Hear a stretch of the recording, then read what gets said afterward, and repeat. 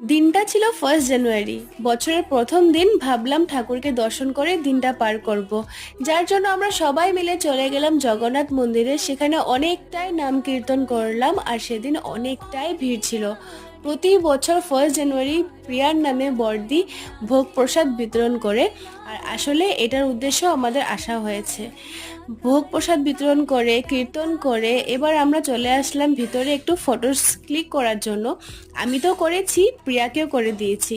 তারপর হাতে ফ্রুটি নিয়ে আমরা চলে আসলাম ছর্দির বাড়িতে, কারণ কি আজকে দুপুরে খাবার দাবার আমাদের ছর্দির বাড়িতেই হবে। বাড়িতে আসার সাথে সাথে মা আর ছর্দি রান্নাবাড়া সেরে নিল, আর এখানে আমি করছি হলো পরিবেশন।